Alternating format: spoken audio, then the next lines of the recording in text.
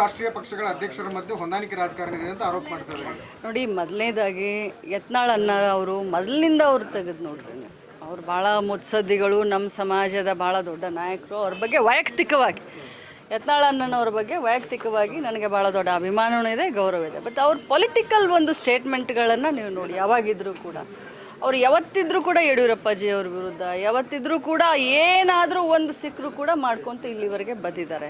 ಇವತ್ತು ನಿನ್ನೆ ಸ್ಟೇಟ್ಮೆಂಟ್ ನೋಡಿದ್ರೆ ನನಗೆ ನಿಜವಾಗ್ಲೂ ಆಶ್ಚರ್ಯ ಅನಿಸುತ್ತೆ. ಯಾಕಂತಂದರೆ ಹಿರಿಯರು ಈ ರೀತಿ ಮಾತನಾಡಬೇಕಾದ್ರೆ ಗಮನ ಹೇಳಬೇಕು. ಯಾರ ಬಗ್ಗೆ ಮಾತನಾಡ್ತಾ ಇದ್ದಾರೆ? ಇವ್ರು ತಮ್ಮ ಪಕ್ಷದ ಬಗ್ಗೆ ಮಾತಾಡಲ್ರಿ, ಇನ್ನೊಬ್ಬರ ಬಗ್ಗೆ ಯಾಕೆ ಮಾತಾಡ್ತಾರೆ?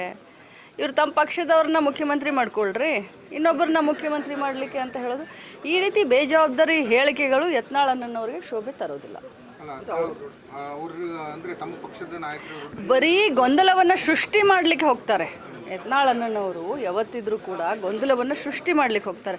ವಿಜಯೇಂದ್ರ ಅವರು ಡಿ ಕೆ ಶಿವಕುಮಾರ್ ಅವ್ರಿಗೆ ಏನು ಸಂಬಂಧ? ಡಿ ಕೆ ಶಿವಕುಮಾರ್ ಅವರು ಕಾಂಗ್ರೆಸ್ ಪಕ್ಷದ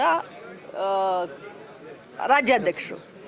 ಕಾಂಗ್ರೆಸ್ ಪಕ್ಷದಿಂದ 135 ಜನ ಆರಿಸಿ ಬಂದು ಅವರಿಗೆ ಹೈಕಮಾಂಡ್ ಅವರ ಆಶೀರ್ವಾದದಿಂದ ಇವತ್ತು DCM ಆಗಿದ್ದಾರೆ. ಇವತ್ತು ನಮ್ಮ ರಾಜ್ಯದಲ್ಲಿ ಭಾಳ ಒಳ್ಳೆಯ ರೀತಿಯಿಂದ ಸಿದ್ದರಾಮಯ್ಯ ಸಾಹೇಬರು CM ಆಗಿ ಆಡಳಿತವನ್ನು ನಡೆಸ್ತಾ ಇದ್ದಾರೆ. ಈ ಸಂದರ್ಭದಲ್ಲಿ ಗೊಂದಲವನ್ನು ಸೃಷ್ಟಿ ಮಾಡಿ ಏನಾದರೂ ಇಬ್ಬರ ಮಧ್ಯದಲ್ಲಿ ಬೆಂಕಿಯನ್ನು ಹಚ್ಚಲಿಕ್ಕೆ ಪ್ರಯತ್ನ ಮಾಡ್ತಾ ಇದ್ದಾರೆ ಯತ್ನಾಳ್ ಅಣ್ಣನವ್ರು ಅಂತಂದರೆ ಅದು ಸಾಧ್ಯ ಇಲ್ಲ. ಅದನ್ನು ಅವರು ಬರೆದಿಟ್ಕೊಳ್ಳಿ. ಅವ್ರೇನಾದರೂ ಕನ್ಫ್ಯೂಷನ್ ಇಬ್ಬರ ಮಧ್ಯದಲ್ಲಿ ಇಬ್ಬರ ಸಂಬಂಧವನ್ನು ಹಳಿಸ್ಬೇಕು ಅಂತ ಏನಾದರೂ ಮಾಡಲಿಕ್ಕೆ ಹೊರಟಿದ್ರೆ ಇದು ಸಾಧ್ಯ ಇಲ್ಲ.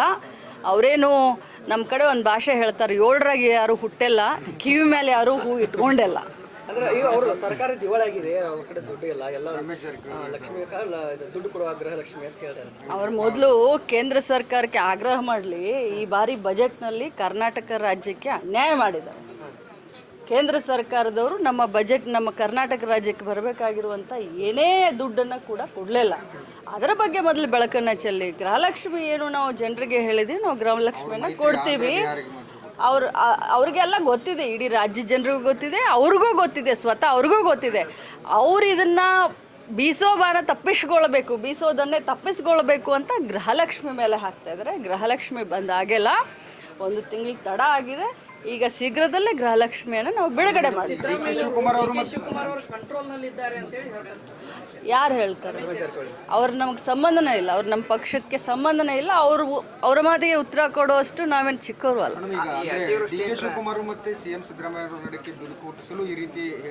ಖಂಡಿತವಾಗ್ಲೂ ಇದು ಒಂದು ಪೊಲಿಟಿಕಲ್ ಪ್ರೊಪಗಾಂಡ. ಇಬ್ಬರ ಮಧ್ಯದಲ್ಲಿ ವಿಷ ಬೀಜವನ್ನು ಹಿಂಡಬೇಕು.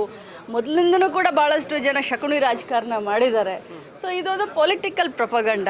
ಸೊ ಇದಕ್ಕೆ ಯಾರು ಸ್ವಲ್ಪ ಹಾಕೋದೂ ಇಲ್ಲ. ಮತ್ತು ಸಿದ್ದರಾಮಯ್ಯ ಸಾಹೇಬರಾಗಲಿ ಅಥವಾ ಡಿ ಕೆ ಶಿವಕುಮಾರ್ ಸಾಹೇಬರಾಗಲಿ ಬಹಳ ಮುತ್ಸದ್ದಿ ರಾಜಕಾರಣಿಗಳು. 40 ವರ್ಷದಿಂದ ಮಂತ್ರಿಯಾಗಿ ಕೆಲಸ ಮಾಡಿದರೆ ಸಿದ್ದರಾಮಯ್ಯನವರು.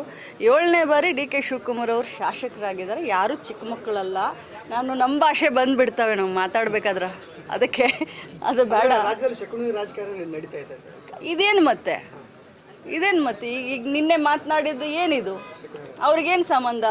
ನಮ್ಮ ಪಕ್ಷದಲ್ಲಿ ಮುಖ್ಯಮಂತ್ರಿ ಮಾಡೋದು ಹೈಕಮಾಂಡ್, ಅವ್ರಿಗೆ ಸಂಬಂಧ ಇಲ್ಲ. ಏನು ವಿಜೇಂದ್ರ ಮಾಡ್ತಾರ? ನಮ್ಮ ಕಾಂಗ್ರೆಸ್ ಪಕ್ಷದಲ್ಲಿ ಮುಖ್ಯಮಂತ್ರಿಯನ್ನು ವಿಜೇಂದ್ರ ಮಾಡ್ತಾರ? ಇಲ್ಲ, ನಮ್ಮ ಪಕ್ಷದಲ್ಲಿ ಮುಖ್ಯಮಂತ್ರಿ ಮಾಡೋದು ಹೈಕಮಾಂಡು ಮತ್ತು ಆರಿಸಿ ಬಂದಂಥ ಶಾಸಕರು. ಈ ವಿಡಿಯೋ ನಿಮಗೆ ಇಷ್ಟವಾದಲ್ಲಿ ಲೈಕ್ ಮಾಡಿ, ಶೇರ್ ಮಾಡಿ, ಸಬ್ಸ್ಕ್ರೈಬ್ ಮಾಡಿ.